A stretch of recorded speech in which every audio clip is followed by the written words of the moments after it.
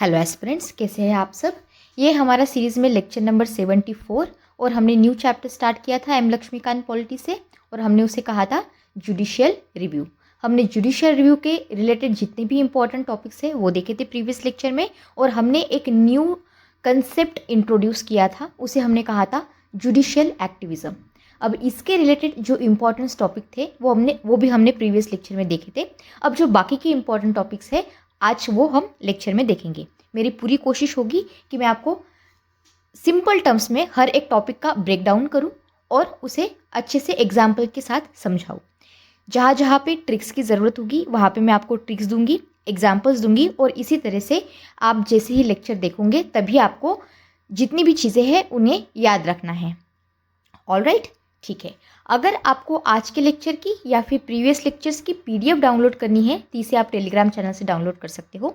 इसे मैंने flow charts, diagrams, mind maps के फॉर्मेट में क्रिएट किया है जिससे कि आप कम से कम टाइम में चीज़ों को रिवाइज कर सके और रिकॉल कर सके। इसका लिंक मैं कमेंट सेक्शन में प्रोवाइड कर दूंगी।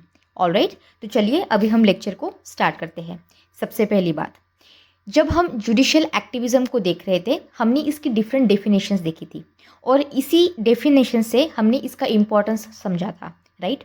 आज हम क्या करेंगे, आज हम जस्टिफिकेशन देखेंगे इस जुडिशियल एक्टिविज़म का। अब ये हम क्यों देख रहे हैं, क्योंकि जब आप इस कंसेप्ट को समझेंगे तब इस कंसेप्ट की अंडरस्टैंडिंग आपको बाकी के टॉपिक्स में भी हेल्प करेगी। समझ में आया? देखो, अब मेरा सबसे पहला क्वेश्चन इस टॉपिक के रिलेटेड ये है कि हम जुडिशियल एक्टिविज़म करते ही क्यों हैं, ठीक है। Why does judicial activism happen, this is my first question. दूसरा क्वेश्चन ये है कि वाई डू जजेस टेक एक्टिव रोल्स।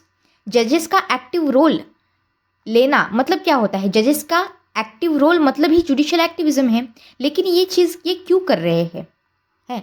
तो अगर इस क्वेश्चन का आपको आंसर देना है तो आप यहाँ पे एक व्यक्ति को कोट कर सकते हो जिनका नाम है डॉक्टर BL वाधेरा, ठीक है। और इन्होंने ये बोला था कि 5 मेन रीजंस है जिसके वजह से ये चीज़ें होती है और सुभाष कश्यप और डॉक्टर वंदना इन्होंने भी इन चीज़ों पे चीज़ें ऐड की है, ठीक है। तो अगर आपको मेंस में कहीं पे लिखना है तो इसे आप यूज़ कर सकते हो। तो सबसे पहली जो 5 रीजंस है उसे हम देखते हैं।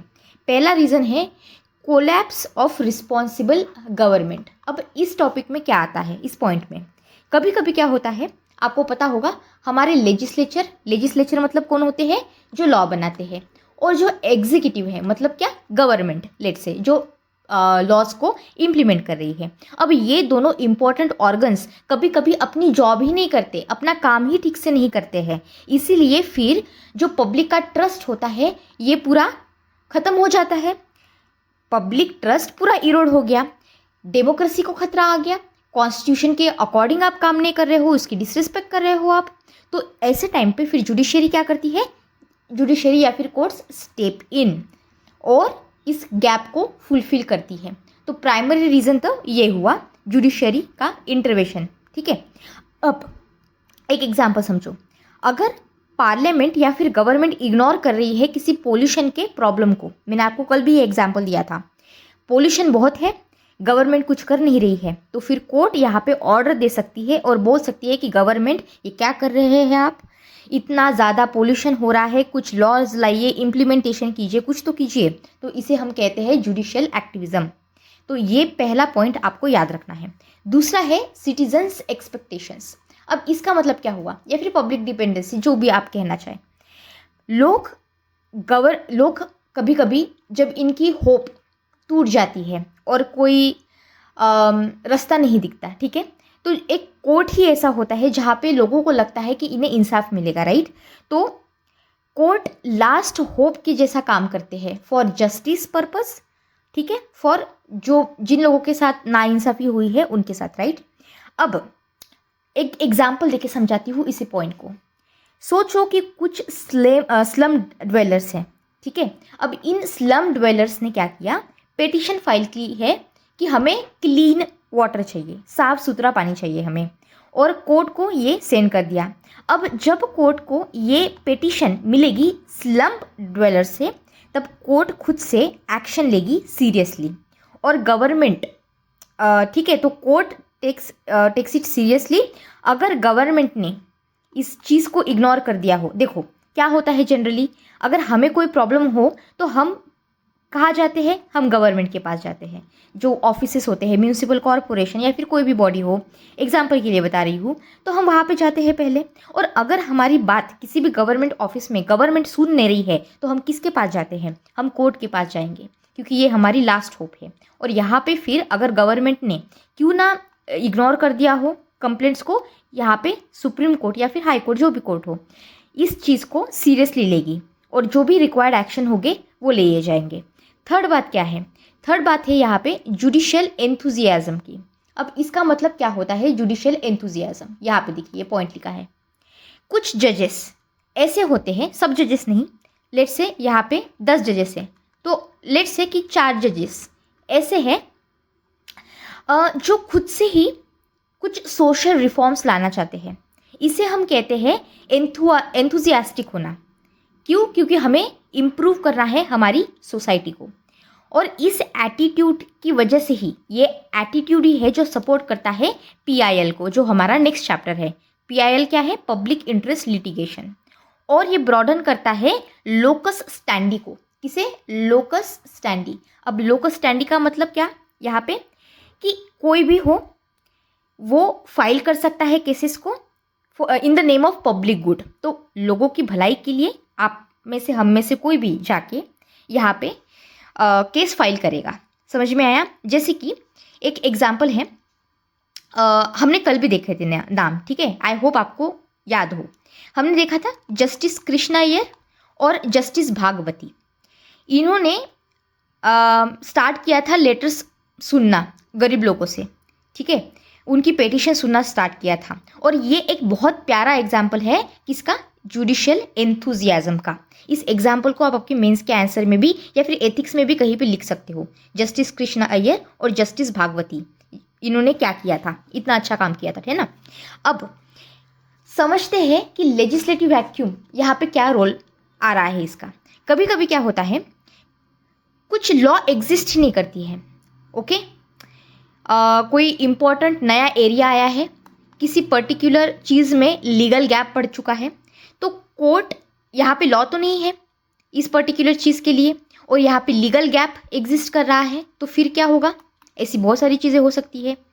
तो कोर्ट्स हमारी यहाँ पे रूल्स बनाएंगी या फिर गाइडलाइंस लेके आएगी, जब तक कि लेजिस्लेचर खुद यहाँ पे लॉ को पास नहीं कर देते या फिर कोई नए लॉ को नहीं लाते हैं।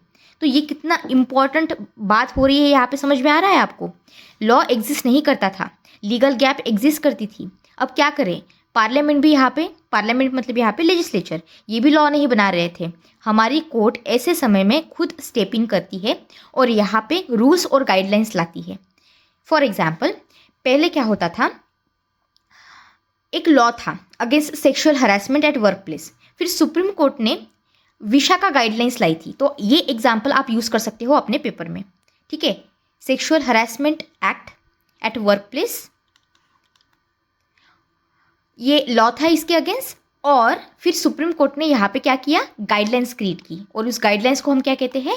विशाखा गाइडलाइंस। 1997 की बात है ये।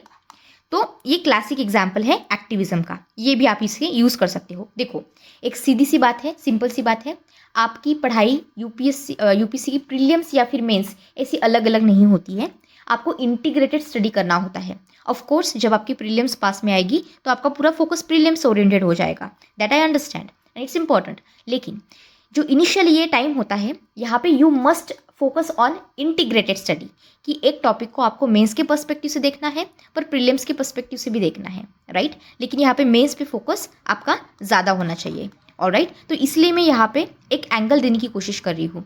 आप जब भी कोई चीज़ एक्सप्लेन करना चाहते हो तो first you explain it in a simple terms. कोई बहुत एक्स्ट्रा ऑर्डिनरी वोकेबलरी की ज़रूरत नहीं होती है, you need to use very simple terms and after using that simple term you give the example.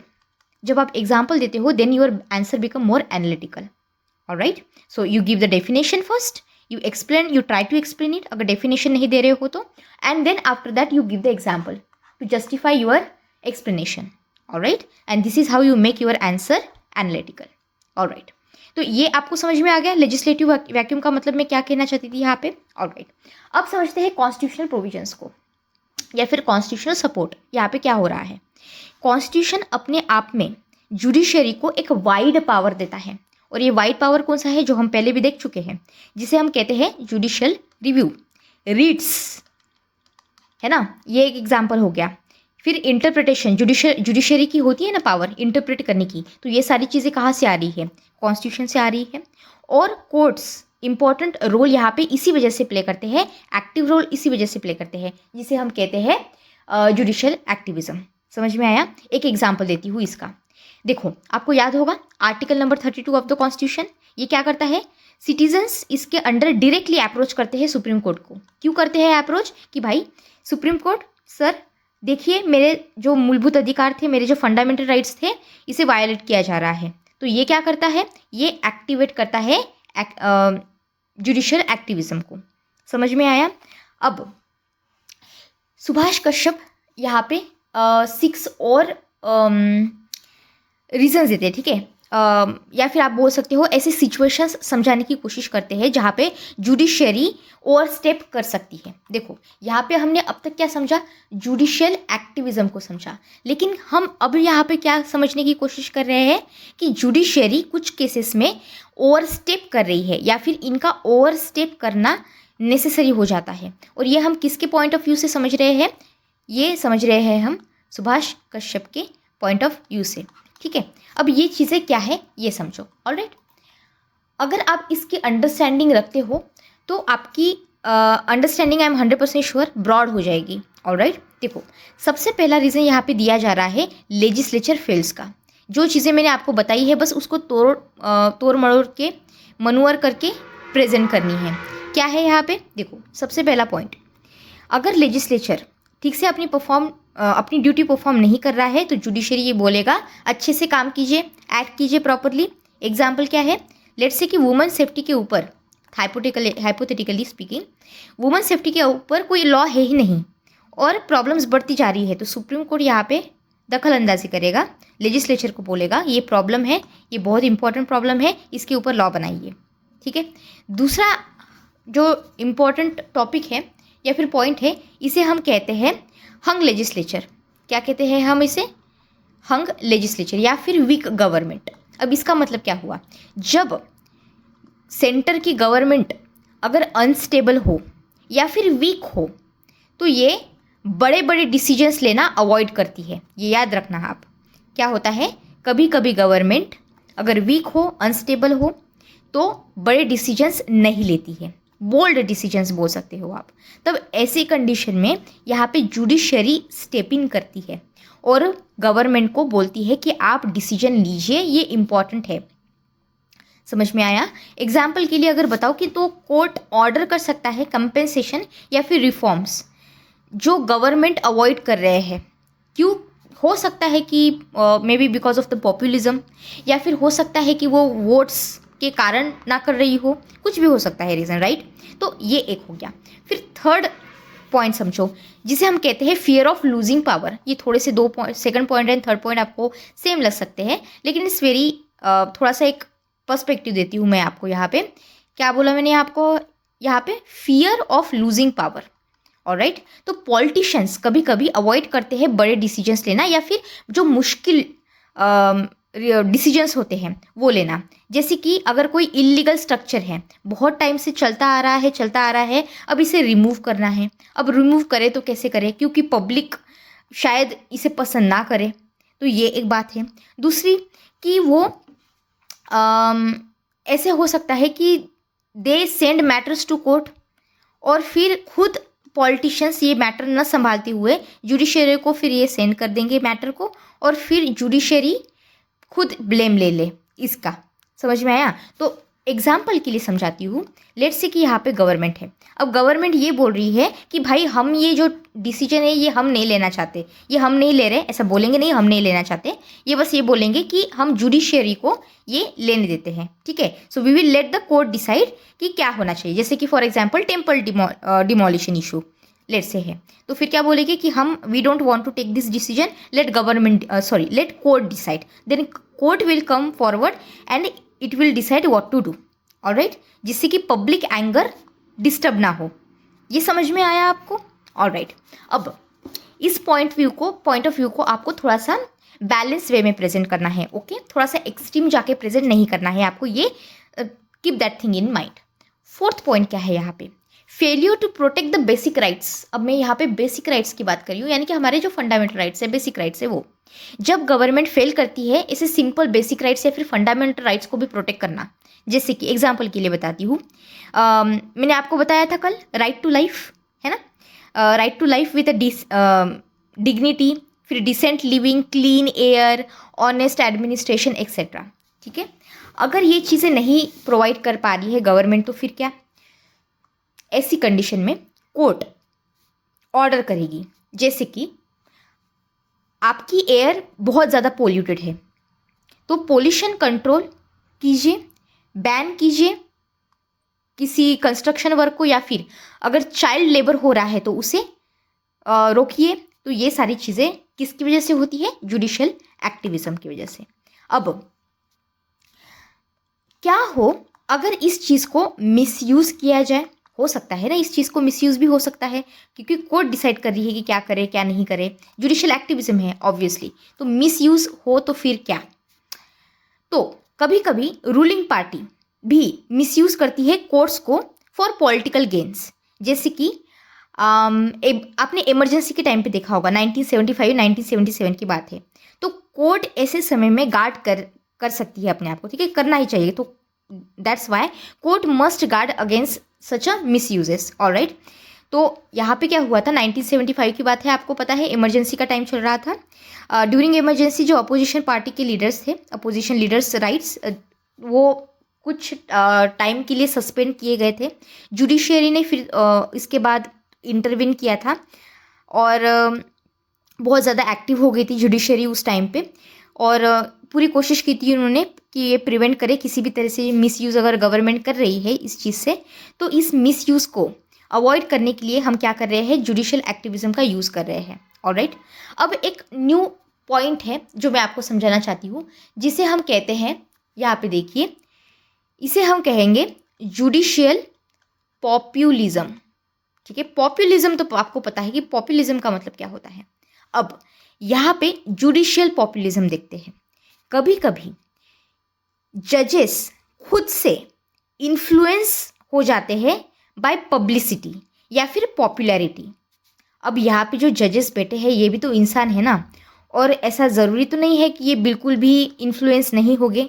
तो कभी कभी जजेस खुद से ही इन्फ्लुएंस हो जाएंगे पब्लिसिटी की वजह से या फिर पॉपुलैरिटी की वजह से, मीडिया के थ्रू या फिर पब्लिक ओपिनियन के थ्रू, है ना? हमने कभी कभी देखते हैं कि कोई कोर्ट का डिसीजन आने वाला है लेकिन पब्लिक का इतना ज़्यादा प्रेशर होता है, प्रोटेस्ट करते हैं लोग, है ना? मीडिया में आर्टिकल्स छपते रहते हैं, एक ओपिनियन बेस बन जाता है लोगों के बीच। तो ये सारी चीज़ें जजेस के ऊपर इम्पैक्ट, इन्फ्लुएंस डाल सकती है। तो ये क्या है? ये हुआ एक negative side of judicial activism. समझ में आया? तो अगर कोई मीडिया अट्रैक्टिव रिमार्क दे रहा है, अननेसेसरी ऑर्डर्स या फिर हेडलाइंस में लिखे जा रहे हैं, तो ये चीज़ें यहाँ पे हो सकती हैं, राइट? अब ये सारी चीज़ें आपको समझनी है। एक पॉइंट आपको बताना चाहती हूँ यहाँ पे, ये है डॉक्टर वंदना का पॉइंट, ऑलराइट। यहाँ पे ये क्या कहते हैं, ये कुछ साइंस और ट्रेंड्स बता रहे हैं जुडिशियल एक्टिविज्म का। अब यहाँ पे सबसे पहला जो पॉइंट है वो है expansion of rights to hearing in administrative matters, alright. तो हम क्या करना चाहते हैं? हम एक्सपांशन करना चाहते हैं। किस चीज़ का एक्सपांशन करना चाहते हैं? Rights to hearing in administrative matters. Administrative matters में भी हियरिंग हो। For example, more people should be allowed to present their cases in a government decision. कोई गवर्नमेंट का डिसीजन आया है, इसमें भी लोग खुद से अपनी जो उनका ओपिनियन है खुद प्रेजेंट कर सके, ऑलराइट। ये पहली बात हुई।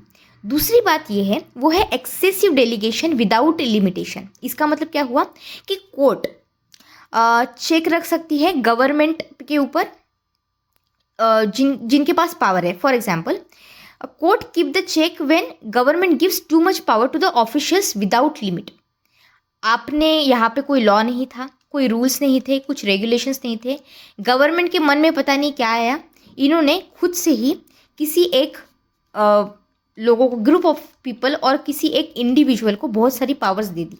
और ये जो डेलीगेशन आपने दिया है ये एक्सेसिव है और कोई लिमिटेशन नहीं, कुछ नहीं, किसी रूल और लॉ के अकॉर्डिंग आप काम नहीं कर रहे हो, तब भी यहाँ पे ये चीज़ ली जाएगी। यहाँ पे जुडिशरी स्टेप इन करेगी। जुडिशरी का पूरा कंट्रोल होता है और डिस्क्रिशनरी पावर्स। आपको डिस्क्रिशनरी पावर्स क्या होती है मैं पार्लियामेंट और प्रेसिडेंट के चैप्टर में आपको पढ़ाया था, राइट। तो यहाँ पे जुडिशरी कंट्रोल करती है डिस्क्रिशनरी पावर के ऊपर भी। कोर्ट इंश्योर करती है कि जो ऑफिशियल्स है ना, तो ये ऑफिशियल ठीक से काम करे और मिसयूज़ ना करे अपने फ्री हैंड पावर का। ये एक बात होती है। इसके बाद एक्सपांशन ऑफ जुडिशियल रिव्यू, ये हमने देखा था ये प्रीवियस लेक्चर में। हमने जुडिशियल रिव्यू को एक्सपांड किया था। कोर्ट रिव्यू करती है मोर एडमिनिस्ट्रेटिव एक्शंस, तो ये एक बात। और फिर 5th point, promotion of open government. तो यहाँ पे डॉक्टर वंदना ये कह रही है कि प्रमोशन करना चाहिए हमें ओपन गवर्नमेंट का। अब ये पॉइंट आप आपके यहाँ पे लिख सकते हो। अब ये ओपन गवर्नमेंट क्या है, यहाँ पे क्यों बोला जा रहा है कि यहाँ ओपन गवर्नमेंट को प्रमोट कीजिए, मतलब कोर्ट डिमांड करेगी ट्रांसपेरेंसी को और अकाउंटेबिलिटी को। ये बहुत इंपॉर्टेंट है। तो एक कीवर्ड आप याद रखना, ओपन गवर्नमेंट का कंसेप्ट, इसके साथ साथ promotion of open government and court demand करेगी ज़्यादा से ज़्यादा ट्रांसपेरेंसी हो और अकाउंटेबिलिटी हो। ये समझ में आया आपको? ऑलराइट। और 6th पॉइंट यहाँ पे ये आता है कि इनडिस्क्रिमिनेट यूज़ ना हो कंटेम्प्ट पावर का, यानी कि कभी कभी कोर्ट और यूज़ ना करे कि कंटेम्प्ट ऑफ कोर्ट हुआ है, तो आप कितनी बार बोलोगे कि कोर्ट का कंटेम्प्ट हुआ है, कंटेम्प्ट ऑफ कोर्ट हुआ है, फिर पनिशमेंट दीजिए, जो भी चीज़ें हैं, तो इसका मिसयूज़ ना हो। ऑलराइट। और एक्सरसाइज हो सके जुरिसडिक्शन का properly. Alright. So exercise of jurisdiction when it doesn't exist. Court अपने हाथ में मैटर्स लेगी जो लीगली बिलोंग नहीं करती है उन्हें, फिर भी अगर जहाँ पे ज़रूरत हो वहाँ पे ही ये सारी चीज़ें की जाएगी। समझ में आया? इसके साथ साथ ओवर स्ट्रेचिंग इंटरप्रिटेशन। अब इसका मतलब क्या होता है ओवर स्ट्रेचिंग इंटरप्रिटेशन का? कोर्ट एक वाइड मीनिंग देती है लॉज को सोशल और इकोनॉमिक गोल्स के लिए। समझ में आया? मैं फिर से रिपीट करती हूँ अपने आप को। क्या कहा मैंने आपको यहाँ पे? Over stretching interpretation. क्या मतलब हुआ इसका?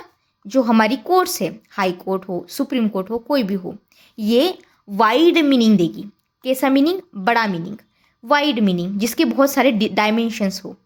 किसे? लॉ को। ऑब्वियसली लॉ को दिए जाएंगे, पर किस लिए कर रहे हैं हम ये सारी चीज़ें, इतनी मेहनत क्यों कर रहे हैं? क्योंकि हमें सोशल, इसके साथ साथ इकोनॉमिक गोल्स को अचीव करना है, इसलिए। समझ में आया? ये पॉइंट इंपॉर्टेंट है, आप कहीं पे लिख सकते हो इसे। ये पॉइंट समझ में आया आपको? आई होप ये समझ में आया हो। और फिर होता है पासिंग अनवर्केबल ऑर्डर्स। कभी कभी क्या होता है पता है? कोर्ट्स ऑर्डर्स देती है जो आइडियलिस्टिक है। देखो, ऑर्डर का स्वरूप कैसा है? ये आइडियलिस्टिक है। समझ में आया? पर इसे इम्प्लीमेंट करना इम्पॉसिबल है। समझ में आया? तो पासिंग अनवर्केबल ऑर्डर्स, तो ये पॉइंट आपको याद रखना है। समझ में आया? अब हम समझते हैं the activities of judicial activism कौन से हैं। Alright, wait a minute. देखिए, अब यहाँ पे हम कुछ पॉइंट ऑफ व्यू देखेंगे और इस टॉपिक को समझने की कोशिश करेंगे। ओके, देखिए ध्यान से सुनिए। अब मैं यहाँ पे बात कर रही हूँ एक्टिविटीज ऑफ जुडिशियल एक्टिविज्म। इसका मतलब क्या होता है? एक मिनट, यहाँ पे मैंने पेपर ले लिया। देखिए, मेरा सबसे पहला क्वेश्चन आपको यहाँ पे ये है, who made judicial activism happen in India? ये सबसे पहले बताइए। ये क्वेश्चन अगर आए तो पता होना चाहिए। फिर से रिपीट करती हूँ मैं question, who made judicial activism happen in India? So according to Upendra Baxi, ये आप जब प्रीलिम्स सॉरी जो आप जब आप बुक पढ़ेगी तब आपको नाम सामने आएगा आपके। तो उपेंद्र बख्शी ने, according to him, he says there were different social और ह्यूमन राइट्स एक्टिविस्ट जिन्होंने, जो मेनली रिस्पॉन्सिबल है कोर्ट को पुश करने के लिए, और इन्होंने कैसे पुश किया? एक टूल की हेल्प से। अब ये टूल कौन सा है? ये टूल है PILs। तो यहाँ पे मेन रोल किसका आ रहा है? अलग अलग different social plus human rights activists का। समझ में आया? इनकी मदद से ही इन्होंने कोर्ट में ये चीज़ पुश की है। और कौन सा टूल हमने यूज़ किया है यहाँ पे? PIL, पब्लिक इंटरेस्ट लिटिगेशन, और बाकी के जो लीगल एक्शन है उसे भी लेने के लिए। एक एग्जाम्पल के साथ आपको समझाती हूँ इसका मतलब क्या है। जो हमारे सिविल राइट्स के एक्टिविस्ट हैं, इन्होंने क्या किया है? They fight for political plus civil freedom. जैसे कि सिविल फ्रीडम मतलब कैसी? Freedom of speech, equality, right to vote. जैसे कि फॉर एग्जाम्पल हम पेटिशन दे सकते हैं अगर किसी का इलीगल अरेस्ट हो जाता है, कोई सेंसरशिप कर रहा है, मिसयूज़ कर रहा है पुलिस पावर का, तो ये चीज़ यहाँ पे होगी। दूसरी यहाँ पे चीज़ ये है कि जो पीपल के राइट्स हैं, तो लोगों के राइट्स के लिए भी एक्टिविस्ट्स होते हैं। ये फोकस करते हैं mainly social plus economic rights पे, जो मैंने आपको ऊपर बताया था। स्पेशली जहाँ पे लोगों की पीपल्स मूवमेंट आर इन्वॉल्व, जहाँ पे जो स्टेट है, स्टेट मतलब यहाँ पे क्या? गवर्नमेंट, ये सप्रेस करने की कोशिश कर रही है। अगर एग्जाम्पल के लिए बताऊँ तो जैसे कि फार्मर्स के लेट्स से प्रोटेस्ट चल रहे हैं, या फिर ट्राइबल प्रोटेस्ट चल रहे हैं गवर्नमेंट के अगेंस्ट, तो यहाँ पे इनको हेल्प चाहिए होगी। तो ऐसे लोगों के एक्टिविस्ट यहाँ पे आएंगे और हेल्प करेंगे। समझ में आया? और एक एग्जाम्पल देती हूँ। तीसरा आपने सुना होगा कंज्यूमर राइट्स ग्रुप्स होते हैं। अब ये कंज्यूमर राइट्स ग्रुप क्या है ये भी समझो। कभी कभी क्या होता है, ये ग्रुप्स, ठीक है, नाम में ही दिया है कंज्यूमर राइट्स ग्रुप है, तो ये ग्रुप्स क्या करते हैं? ये कस्टमर के लिए फाइट करते हैं, कस्टमर की प्रोटेक्शन के लिए फाइट कर रहे हैं, जिससे कि जो कंपनीज है, प्राइवेट कंपनीज या फिर गवर्नमेंट वगैरह, ये रिस्पॉन्सिबिलिटी के साथ काम करें। एग्जाम्पल के लिए अगर बताओ तो केसेस अगेंस्ट एडल्ट्रेशन, एडल्ट्रेशन होता है, मिलावट होती है खाने में वगैरह, कोई फॉल्टी प्रोडक्ट्स आप बेच रहे हो, अनफेयर बिजनेस प्रैक्टिसेस कर रहे हो, तो ये सारी चीज़ें यहाँ पे आ गई। फोर्थ एग्जाम्पल, फोर्थ एक देती हूँ, जिसे हम कहते हैं बॉन्डेड लेबर ग्रुप्स। अब ये बॉन्डेड लेबर ग्रुप्स क्या करती है? ये डिमांड करती है फ्रीडम फ्रॉम बॉन्डेड लेबर्स। आपको पता है हमारी कंट्री में बॉन्डेड लेबर नहीं है ना, आपको ये बात पता होगी। तो people can not be force to work to repay debts. कर्ज भरने के लिए आप काम नहीं करवा सकते उनसे, मतलब आप उनको पैसे नहीं दे रहे हो, कुछ नहीं दे रहे हो, आपने बोला है कि आपके ऊपर कर्जा है, और लेट्स से यहाँ पे एक बहुत गरीब इंसान है, ठीक है, इनके ऊपर कर्जा है, इनके पास पैसे नहीं है वो कर्जा चुकाने के लिए। अब इनसे ये कर्जा माफ़ करने के लिए काम करवाया जा रहा है। समझ में आया आपको? बॉन्डेड लेबर ग्रुप्स इनके ही हितों के लिए काम करते हैं। अगर PIL दी गई है, जो कि उस PIL में ये बोला है लेट्स से कि हम चाहते हैं कि इन बॉन्डेड लेबरर्स को आप इंसाफ दीजिए, ठीक है, इनको फ्री कीजिए, तो ये सारी चीज़ें यहाँ पे होगी। समझ में आया आपको? अब एक फिफ्थ पॉइंट समझते हैं। ये सब क्या है? ये एक्टिविस्ट्स है जो हम देख रहे हैं। अब citizens for the environmental action. अब ये क्या है एनवायरमेंटल एक्शन? ये ग्रुप्स जो होते हैं ये पोल्यूशन या फिर एनवायरमेंट डैमेजेस के अगेंस्ट एक्शन लेते हैं।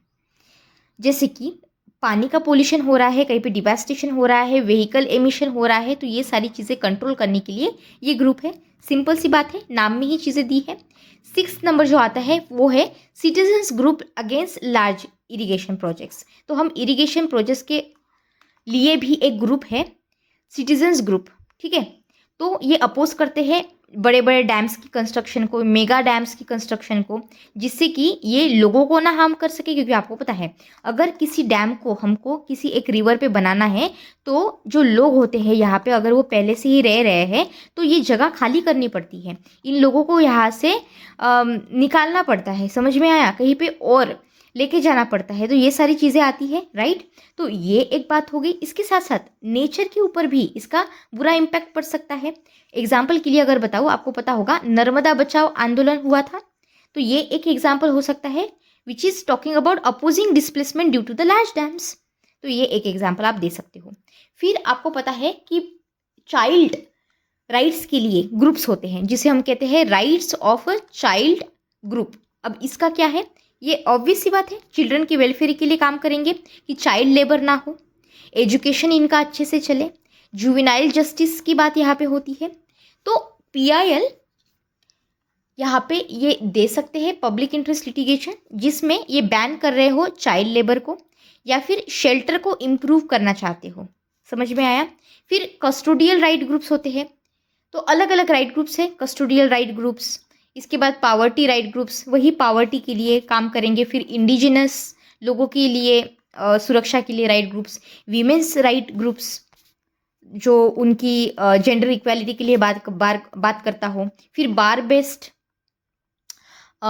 ग्रुप्स होते हैं। बार बेस्ड मतलब कौन से, जो लॉयर्स हैं, लॉयर्स एसोसिएशन, या फिर जुडिशियल इंडिपेंडेंस और अकाउंटेबिलिटी के बारे में बात करते हैं वो सब। मीडिया ऑटोनॉमी ग्रुप्स होते हैं, कुछ असॉर्टेड लॉयर बेस्ड ग्रुप्स है, इंडिविजुअल पिटिशनर्स वगैरह, ये सब यहाँ पे आ जाते हैं। समझ में आया आपको? ठीक है, तो आज का लेक्चर यहाँ पे ही एंड करते हैं।